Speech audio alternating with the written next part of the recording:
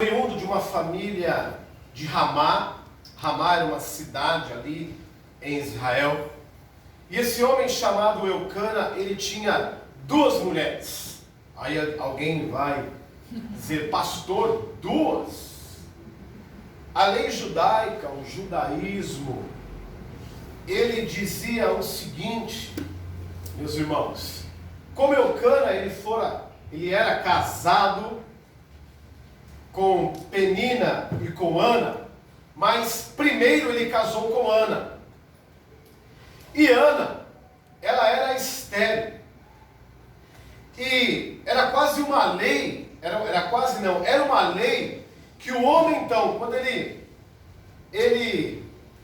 digamos que casado com a sua esposa, e ela não pudesse dar filhos para ele, a lei dava uma brecha, não era pecado, ele poderia sim ter outra esposa, para que a sua prole, a sua herança como filho, pudessem ser projetados. Então não havia nada ali de pecado, ele estava dentro da lei.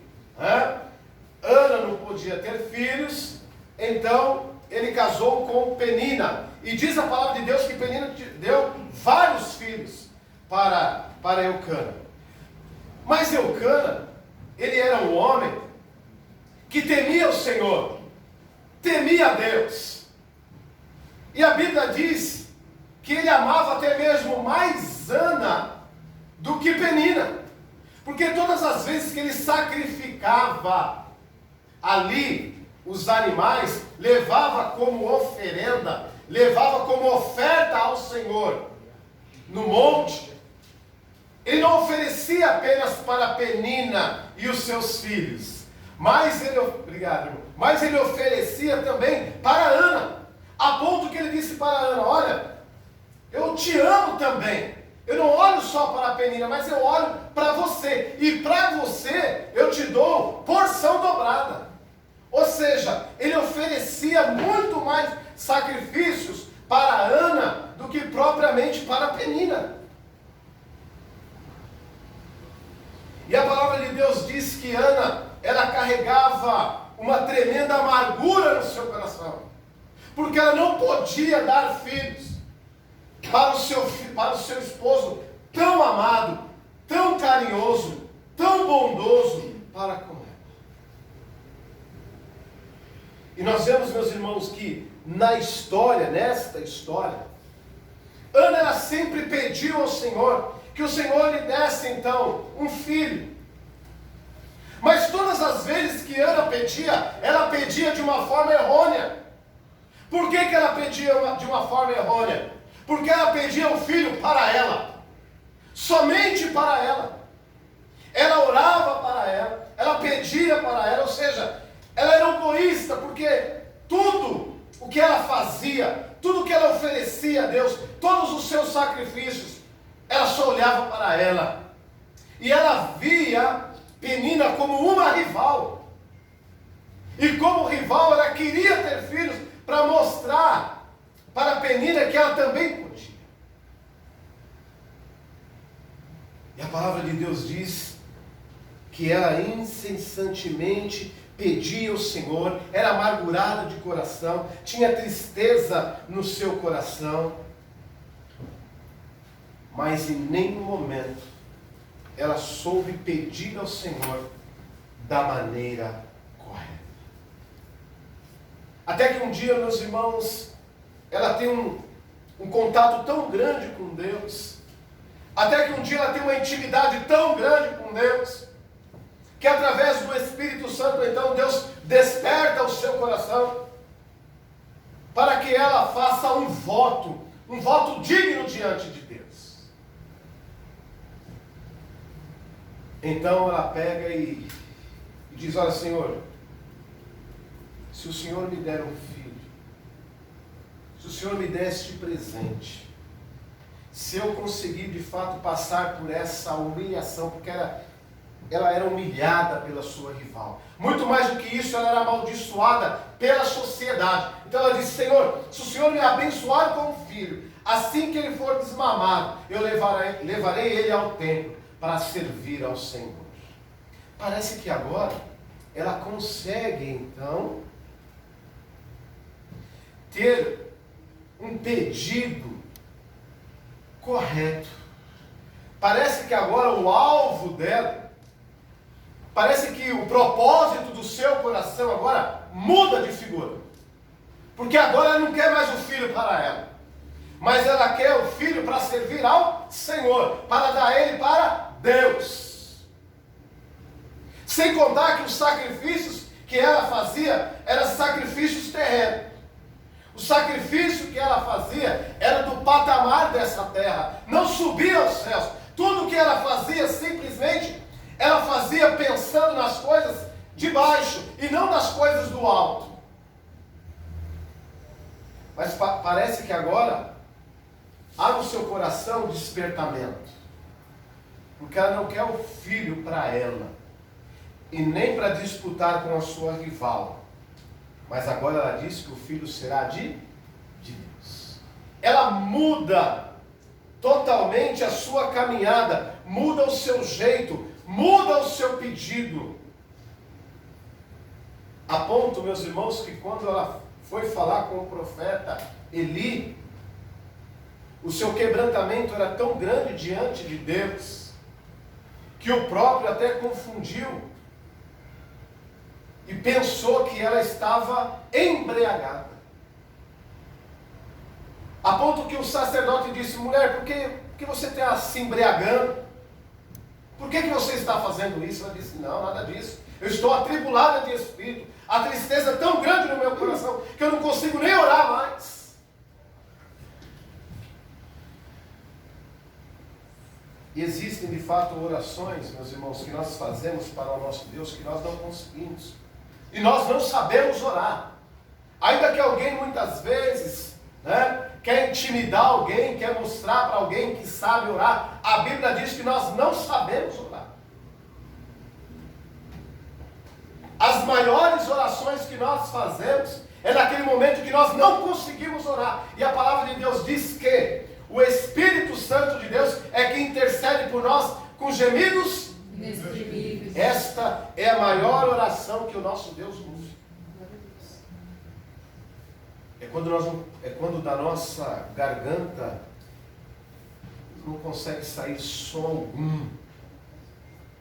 É aí que Deus ouve as nossas orações. Deus não está preocupado da maneira que você ora, como você classifica a sua oração. Às vezes irmãos caminhando, começando os seus primeiros passos no Evangelho, eu sempre me deparo com esta afirmação: pastor, eu não sei orar. Tem certeza? E a pessoa fala: olha, eu tenho dificuldade para orar, eu oro do meu jeito. Talvez é esta oração que Deus ouve. É quando nós reconhecemos que não sabemos orar. E quando não é por nós mesmos, mas pelo próprio Deus. E nós vemos então que Ana, nesse momento, ela não conseguiu orar. Nesse momento, a sua tribulação era tão grande no seu coração, a sua tristeza era tão grande, que ela não conseguia orar. Mas o próprio Deus orou por ela.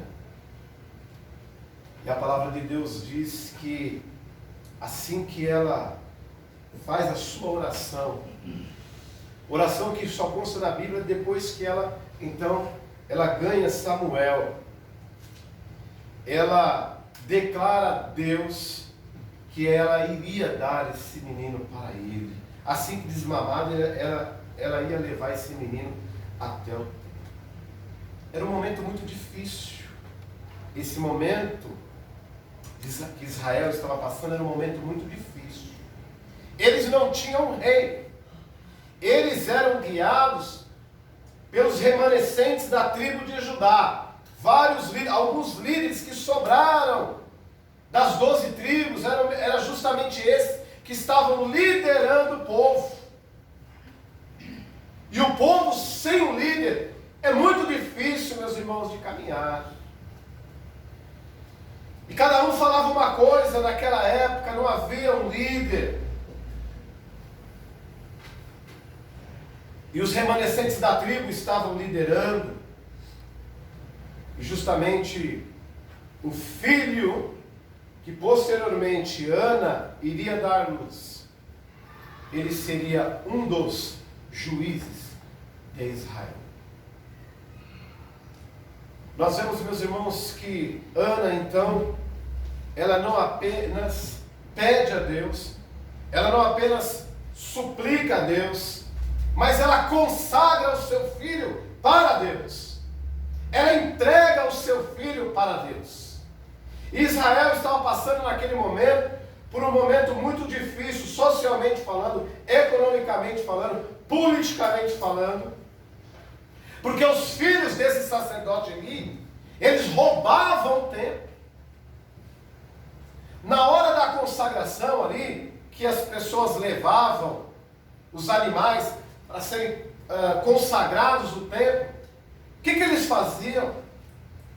Eles pegavam a picanha, eles pegavam o filé mignon, eles pegavam a melhor parte da carne e comiam. Não era para fazer isso. E Ana sabia disso. E eu gosto dessa parte.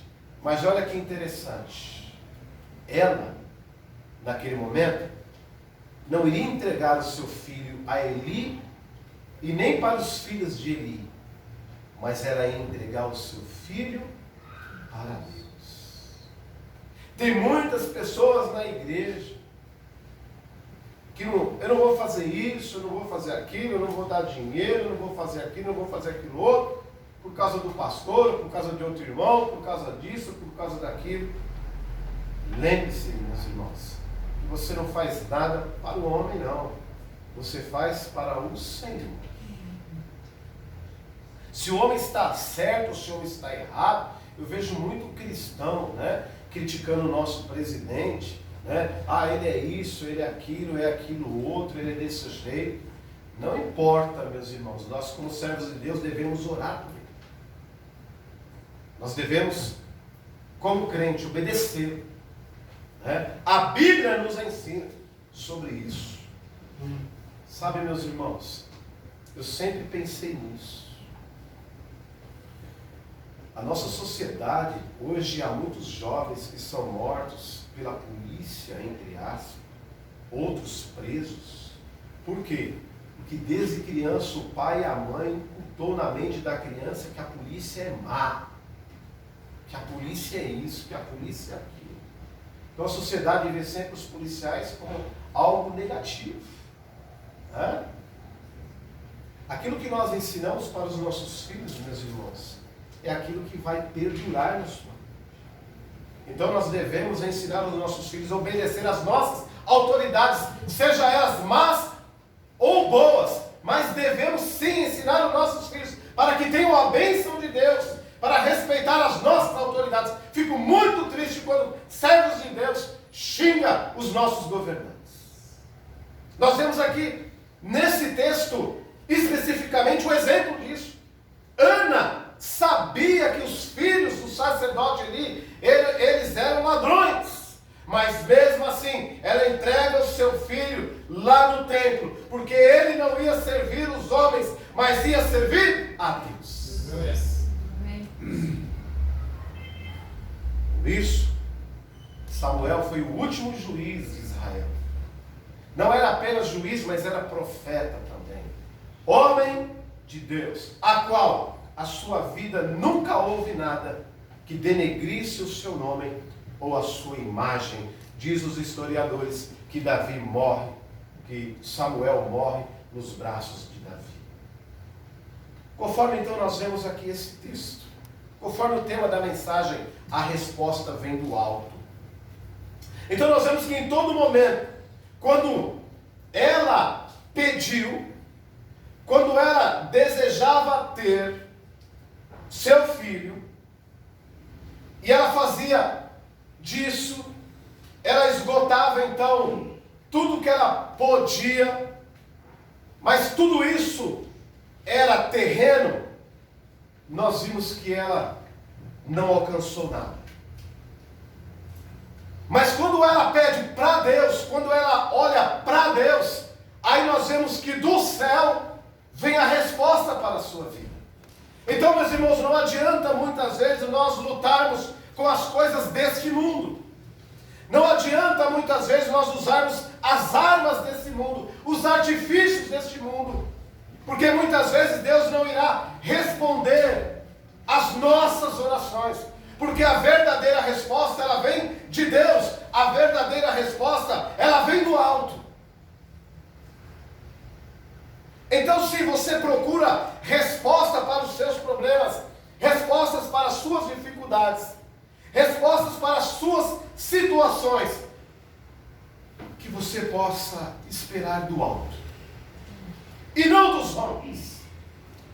E não das coisas que aqui nós podemos ver.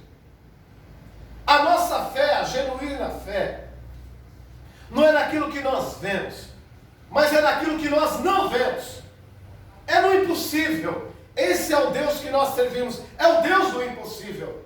Hoje ainda há, de algumas formas, de alguns artifícios, que mesmo que a mulher não possa ir ter filhos, estéril, hoje nós temos tratamento.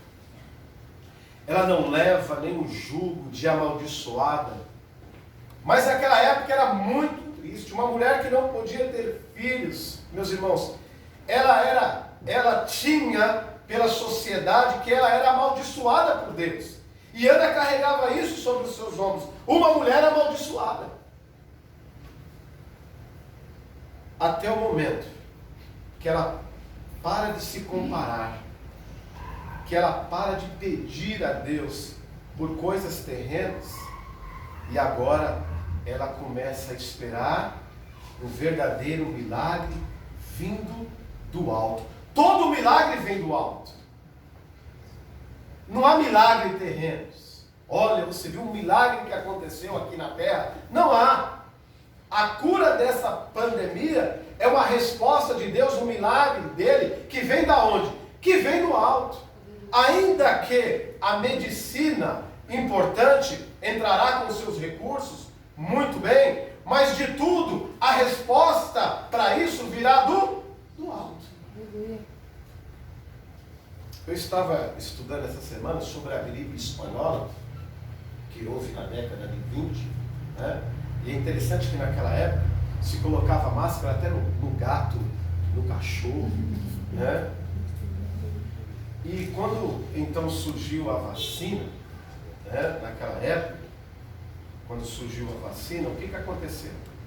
As pessoas começaram a tomar a vacina e começaram a relaxar. Não usava mais máscara, nada. Então houve uma mutação da doença. Ou seja, a gripe espanhola foi mutada em outro tipo de gripe. E a história diz que matou, morreu muito mais pessoas na segunda leva do que na primeira. Então, meus irmãos, porque está vindo aí, parece que já vamos continuar orando, vamos continuar nos cuidando, né? Porque a Bíblia diz que nós não podemos tentar o nosso Deus. O que é tentar o nosso Deus? Tentar o nosso Deus, se eu dissesse para os irmãos agora, tirem todas as máscaras aqui, que o nosso Deus está aqui e o vírus vai ser repreendido em nome de Jesus. Isso é uma falácia. Isso é tentar a Deus. Isso não é fé, isso é loucura. Fé é razão. Teve uma igreja aqui em Santo André, não quero citar, não quero entrar muito, meus irmãos, mas até que eu gostava do pastor ali, gostava de algumas coisas. E nessa pandemia, eles continuaram o culto deles lá. E começaram, no culto, falar o seguinte, Deus está aqui. Essa é a única igreja que não se prostrou a Baal, chamando a pandemia dos deuses lá, os baalitas lá. Essa é a única igreja que não se dobrou a Baal. Nós iremos louvar ao nosso Deus sempre. Chega aí quem tiver que chegar, a gente vai louvar a Deus, vai engrandecer a Deus, porque nós somos crentes, se denominando crentes, a única igreja que estava aberta. Olha, meus irmãos, Não demorou muito, os líderes pegaram Covid. Não demorou muito. Né? Por quê? Não que foi, de fato, um castigo. Mas a palavra de Deus, a nossa fé, nós exercitamos o quê? A razão. Né? Então, meus irmãos, não tentarás o Senhor teu Deus. O que significa isso? Né? Significa que nós devemos nos cuidar. Significa que como servos de Deus, né? Eu tenho que pegar eu vou pegar na bolsinha, vou abraçar assim, vou fazer. Não. Pastor, meus irmãos, a igreja poderia estar cheia de gente aqui essa noite. Se o pastor, né, colocasse lá no grupo, onde está a sua fé? Venha para a igreja, você tem que vir mesmo. Cadê as crianças? Alguém poderia perguntar, e cadê suas filhas? Né? Cadê isso? Cadê fulano? Não, meus irmãos. Você fique à vontade. Né? Você fique à vontade. E os irmãos que estão vindo, nós temos o maior cuidado. Não somos mais crentes do que aquele que está em casa, não. A nossa fé é uma fé racional. Esperamos da parte de Deus uma resposta. E essa resposta virá do alto.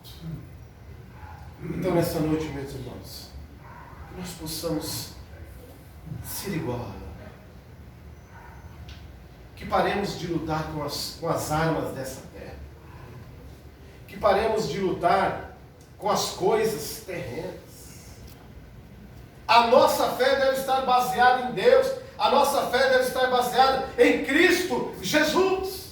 Que nós não possamos olhar para os filhos de Eli, mas que nós possamos olhar para o Senhor. Foi o que Ana fez. Ana começa a olhar para o alto agora. E a resposta de Deus para as nossas vidas, ela vem do alto e não dos homens.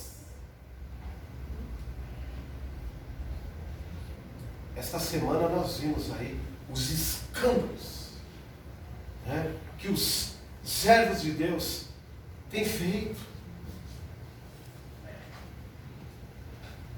Nós vemos aí uma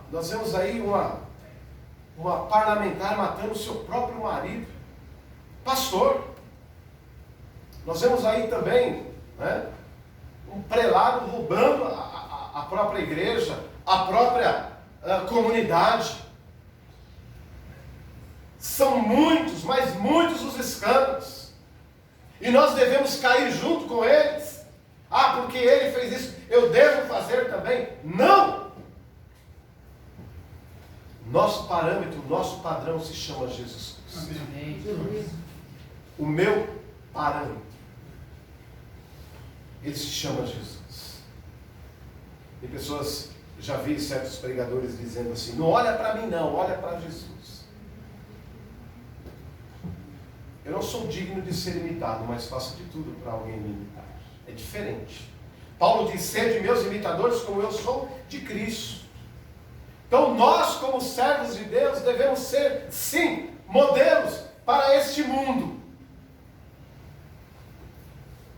Nós não podemos achar que é normal o que está acontecendo. Romanos 12, 1 e 2, o que diz? Que nós devemos transformar este mundo pelo poder do Evangelho. Portanto, não é normal, não. Se alguém aqui nos visita essa noite, né, e tem visto aí esses escândalos que têm acontecido, isso não é normal. Muito menos vindo dos homens que até então são os oficiais da igreja. Isso não é normal, não. Ainda existem homens e mulheres dignos de serem chamados filhos de Deus. E que você possa ser um desses, meu irmão. Que você possa ser um desses. Alguém que espera a resposta vinda do alto, vinda de Deus e não dos homens.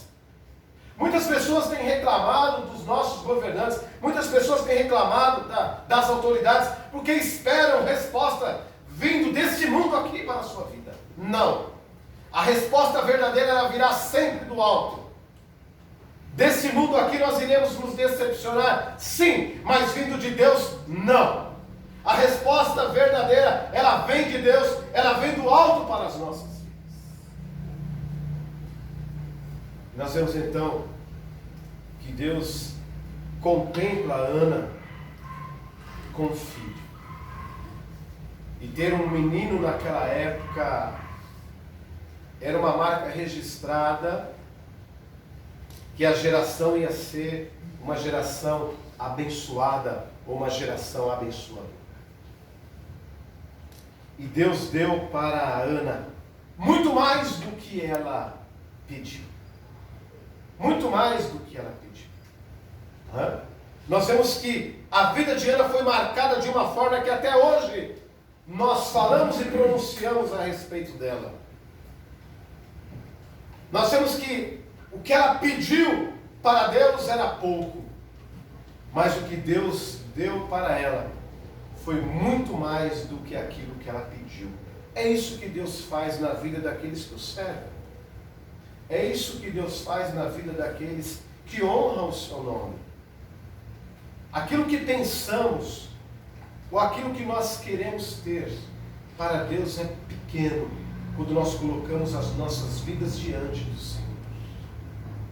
Que você possa entregar a sua vida a Jesus, que você possa entregar a sua vida a Deus, que as respostas, que tudo aquilo que você tem pedido ao Senhor, que todas as suas respostas você possa olhar para o alto e não para os homens, que você possa olhar para o alto e não para as pessoas, que você possa olhar para o alto e não para as coisas. Por esse menino orava eu. Quando ela foi abençoada pelo menino, ela disse: olha, por esse daqui orava eu. Resposta de oração, resposta de Deus, vinda do alto para a sua vida. Aleluia, glória a Deus. Nós vemos então, meus irmãos, que todas as respostas que nós estamos esperando da parte de Deus, ela virá do alto. Todas as respostas que nós esperamos, certamente ela virá do alto, certamente ela virá de Deus. Você crê nisso? Você tem crido nisso? Que você possa crer nisso, que você possa ter todas as respostas que o seu coração anseia, que você possa esperar, que certamente da parte do Senhor virá. Agora, o seu pedido, a sua resposta, o seu desejo, qual é o propósito disso? Qual é o propósito daquilo que você tem pedido ao Senhor? É para satisfazer somente as suas vontades? Ou igual no princípio da oração de Ana, é somente para mostrar que você pode? Tiago diz, meus irmãos, que muitas vezes nós pedimos e pedimos mal, porque nós queremos gastar o nosso pedido, as bênçãos de Deus, para os nossos deleites. Sabe o que significa isso?